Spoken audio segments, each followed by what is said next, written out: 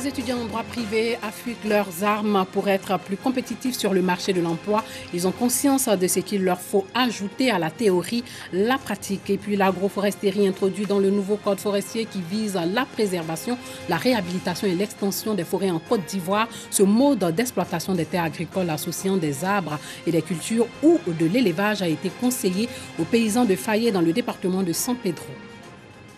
Bonsoir et bienvenue dans le 19h. Bonsoir Boris. Le Nigeria arrache sa qualification pour les quarts de finale face au Cameroun. Un match à plein de rebondissements. Match plein de rebondissements, plein de suspense. Et les Camerounais, les Lions indomptables, tenants du titre, qui rentrent à la maison au stade des huitièmes de finale. On va en parler longuement dans Écho des Cannes de ce jour. En présence d'Etofis. En présence de Samuel Etofis. Ok, nous reviendrons à vous dans 10 petites minutes, Boris. Pour préparer les diplômes de droit privé, les diplômés de droit privé à être plus compétitifs sur le marché du travail, plus de 50 d'entre eux ont été formés sur les techniques de la pratique pendant un mois à l'université Félix Houphouët-Boigny de Cocody. Le réseau des juristes privatistes de Côte d'Ivoire a organisé cette formation pour qu'ils aient une longueur d'avance et s'adaptent aux réalités en cabinet. Le reportage de Dangui Dangui. Titulaire d'un Master 2 en droit privé, Sandrine est au nombre de ces 50 jeunes diplômés venus suivre ce cours pratique de droit dans une salle de l'université Félix Houphouët-Boigny. Leur objectif, mieux se préparer pour affronter le monde du travail. On a besoin de pratique pour pouvoir s'insérer. Parce que dès le début, c'est quand même difficile et les recruteurs sont axés sur la qualité, sur nos différentes compétences. Donc il faudrait avoir un plus pour pouvoir se démarquer des autres. Un juriste qui connaît la théorie et non pas la pratique, il n'est pas un juriste accompli. Or, pour être un juriste accompli, il faut connaître la théorie et la pratique. Et c'est pourquoi je me suis inscrit pour faire cette pratique. L'organisation de cette session de formation pratique sur le droit privé est une initiative du réseau des juristes privatistes de Côte d'Ivoire. Le REJ-PECI veut ainsi combler un vide dans la formation. Sur le marché de l'emploi, on cherche des personnes qui sont vraiment opérationnelles, des personnes qui sont prêtes à contribuer et à participer au développement de ce pays. Et ces personnes-là, ce sont des personnes qui maîtrisent l'outil juridique de façon pratique et non théorique. Et c'est pourquoi nous avons initié cette formation pratique afin de permettre à nos apprenants d'être formés à la pratique du droit. Au programme de cette session de formation, 2 modules, l'un concernant les diligences actes juridiques et l'autre relatif aux diligences actes judiciaires, notamment la présentation, l'explication et la rédaction d'actes tels que l'assignation et la requête. 44 étudiants de l'Université internationale de Grand Bassam ont reçu leur diplôme. Les filles se sont démarquées cette année en obtenant les meilleures moyennes. Bintou Pekeli. Sadia Reine Majesté est amoureuse des mathématiques. À 22 ans, elle est distinguée meilleure étudiante de la 5e promotion de l'Université internationale de Grand Bassam avec une mention excellente de bachelor en mathématiques. Pour elle, les femmes peuvent changer le monde avec les chiffres. Comme le disait un des mathématiciens, le livre de la vie est écrit en langage mathématique. Ce qui veut dire en fait qu'à travers les mathématiques, je pourrais apporter ma part au développement de l'Afrique, à travers les chiffres, à travers la modélisation mathématique. Et il y a vraiment d'avenir dans les maths. Tu peux être toujours une femme, garder ta féminité et toujours faire les maths et briller dans ce que tu fais.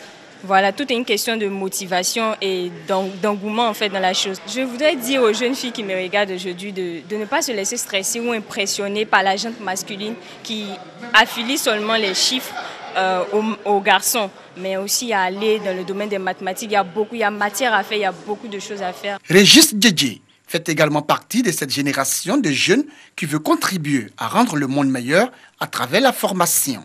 Avec son bachelor en sciences politiques, il souhaite assainir ce secteur. Je suis rentré en sciences politiques parce que j'ai une vision pour l'éducation ivoirienne. Parce que je me dis qu'en Côte d'Ivoire, on a réellement du potentiel, mais avec 60% d'analphabétisme, c'est réellement pas évident. Donc il faut se battre pour ça. Parce qu'on a l'impression que les gens font de la politique juste parce que voilà, ils ont des objectifs de carrière ou bien juste parce qu'ils ont envie de s'en mettre plein les poches. Nous, jeunes, maintenant, nous voulons faire de la politique parce qu'on a une vision de la Côte d'Ivoire de demain qui peut être réellement grande si nous tous nous mettons la main à l'étrier. Pour connaître les rouages de la politique, il faut forcément aller à l'école pour ça. La montée du leadership féminin et cette vision des jeunes sont encouragées par leurs mentors. J'ai été très honoré d'avoir été retenu, d'avoir été coopté comme keynote speaker Notre rôle en tant qu'aînés étant de leur faire profiter de notre expérience de la vie pour peut-être leur éviter certaines difficultés, mais nous ressortons de là tout à fait confiants eu égard à la qualité des jeunes gens qui ont été diplômés. Toutes mes félicitations à l'ensemble des gradués, mais toutes mes félicitations aux filles et surtout à la petite qui vient d'obtenir la meilleure note en mathématiques. C'est une fierté pour moi qui suis un mathématicien, qui est formé pendant des générations des mathématiciens pour notre pays et pour l'Afrique. Et je vois que la relève est assurée. 44 étudiants venus de différents pays sont les lauréats de cette 5e édition de la cérémonie de remise des diplômes de l'Université internationale de Grand Bassam. Kofi Alexandra est la lauréate de la 3e édition du concours littéraire dénommé Jeu royal de correction. 12 candidats se sont présentés à ce concours qui avait pour thème violence coutumière, l'idée d'énoncer certaines pratiques coutumières africaines qui font une entorse aux droits humains. Les épreuves ont porté sur 2 dictées classiques. Alexandra est la gagnante de la 3e édition du Grand Jeu royal de correction, un concours de dictée qui a mis en compétition 12 candidats évoluant dans divers domaines d'activité. Je ressens de la joie pour moi-même, mais aussi pour ma famille, surtout mon papa qui est celui qui m'a entraîné. Donc je sais qu'il sera fier de moi. La lecture nous permet d'avoir une certaine hauteur sur certaines situations. Avec la lecture, on apprend beaucoup, on voyage beaucoup et surtout on sait beaucoup. Violence coutumière, c'est le thème choisi pour cette édition. C'est un appel que je lance à l'opinion nationale et aussi bien internationale parce que ça se voit même en Europe, il y a des pratiques qui portent atteinte aux droits de l'homme. Pour que, au sein de nos coutumes, nous essayons de faire un tri. Que l'Africain ou l'Occidental tire le meilleur de sa culture. C'est la raison pour laquelle j'ai rassemblé des auteurs qui ont écrit autour de ce thème afin de venir faire un exposé et partager leur expérience avec le public. Le niveau était très bon. Les candidats n'ont pas démérité. Les points étaient vraiment serrés. C'est une initiative à encourager pour les éditions prochaines parce que ça permet aux candidats de beaucoup lire, d'améliorer leur niveau d'orthographe. Ce concours qui est à sa 3e édition vise à promouvoir la lecture, contribuer à la réduction des fautes dans les différentes interventions des jeunes, aussi bien à l'écrit qu'à l'oral. Un mot d'environnement, le nouveau code forestier a expliqué aux paysans de la localité de Fayé dans le département de San Pedro. Il s'agit de les amener à pratiquer l'agroforesterie en vue de sauver la forêt ivoirienne. Le nouveau code forestier a été adopté par l'Assemblée nationale récemment. L'agroforesterie, un mode d'exploitation des terres agricoles qui associe des arbres et des cultures ou de l'élevage. L'agroforesterie introduite dans ce code forestier. Place à Écho de Cannes.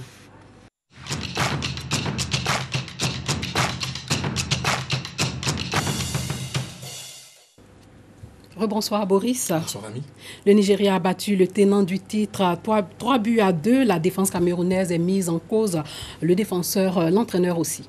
L'entraîneur camerounais est mis en cause, et oui, on va rapidement rappeler le score. Comme vous l'avez dit, 3-2 pour le Nigeria face au Cameroun dans ce duel entre les deux ténors du football africain.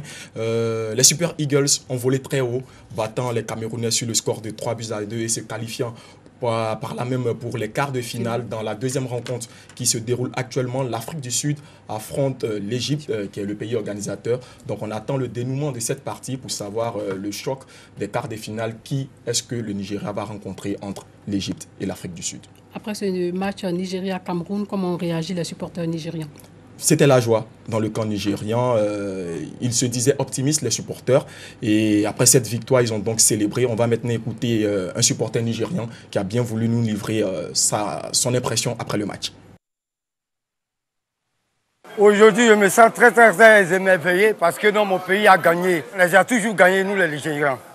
On les gagne toujours, les Camerounais. Nous, on était beaucoup techniques et beaucoup compatibles. On peut la gagner, cette CAN. Cette CAN, elle est pour nous.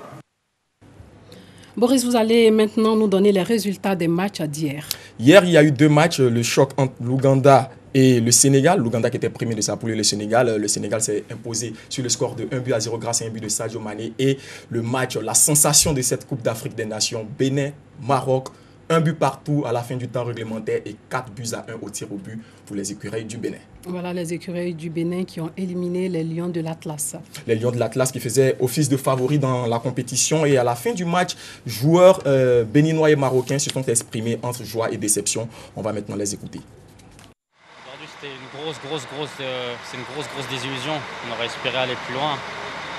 Voilà, on a mal commencé ce match-là. Après, on a été beaucoup mieux dans le match. Voilà. On est tous très déçus de sortir aujourd'hui. Franchement, il n'y a aucune explication. C'est dur à avaler. Voilà, on a eu les occasions, on a eu le penalty, il y a eu plein de choses avant de. Voilà, c'est dur, aucune explication. L'équipe du Bénin a gagné. Maintenant, nous, on va rentrer. On est déçus. On a déçu on a déçu nos familles, on a déçu le peuple marocain. Maintenant, voilà, c'est comme ça, il n'y a aucune explication. Avec toute humilité, on savait qu'on pouvait faire quelque chose. À chaque fois qu'on va sur le terrain, on se dit voilà, on va là pour ne pas perdre et ramener le meilleur résultat possible. Notre objectif, c'était de passer les 8e. On a réalisé cet objectif. Maintenant, c'était que du bonus. Et ce soir, ce qu'on a montré, c'est une grande solidarité. Et dans solidarité, il y a solide. On l'a été. Et je pense qu'on a fait une très belle performance. Et franchement, on est très, très contents.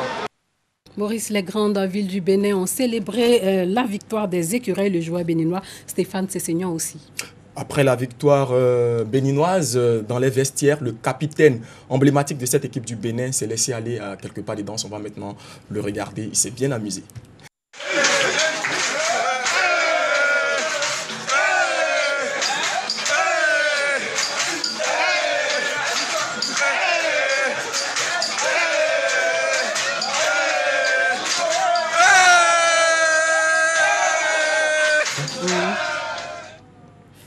Voilà, Hervé Renard dit être responsable de l'échec du Maroc. Le sélectionneur marocain qui est à la tête de cette équipe depuis bientôt 4 ans, il endosse la responsabilité de la défaite. Et la question qui est sur toutes les lèvres, Hervé Renard partira ou partira pas. On ne le sait pas pour l'instant, mais l'entraîneur a décidé d'endosser l'échec. On était venu avec des ambitions, on a chuté. Le football, c'est comme ça. Il y a des jours où on rigole un petit peu moins que d'autres.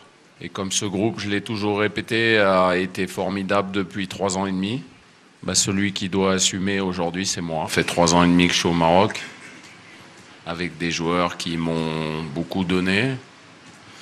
Ce soir, il est 21h20, il est encore tôt, tranquille. On va rentrer à l'hôtel. Malheureusement, il va falloir faire nos valises. Et puis avec la déception, avec les jours qui vont s'écouler, chacun prendra les décisions qu'il doit prendre en son âme et conscience. Nous avons fini par oublier cette douleur, Boris. Nous allons maintenant parler des matchs de demain avec vous. Demain, l'équipe malgache, les Barrias, qui croisent le fer avec la République démocratique du Congo à 16h au stade d'Alexandrie. Quand à 19h, les Fennecs d'Algérie vont affronter le Sili national, l'équipe nationale de Guinée, à 19h au stade du 30 juin. Et l'Égypte et l'Afrique du Sud croisent le fer actuellement. Et quelle est l'équipe que vous supportez, Boris? Bon, je ne peux pas dire dans cette opposition que je supporte quelqu'un. Dans tous les cas, on espère que les gros tomberont pour que la Côte d'Ivoire ait le chemin le plus facile. Ça veut dire que vous supportez l'Afrique du Sud. J'avais bien compris. Alors voilà, chers téléspectateurs, merci de nous avoir suivis et surtout portez-vous bien.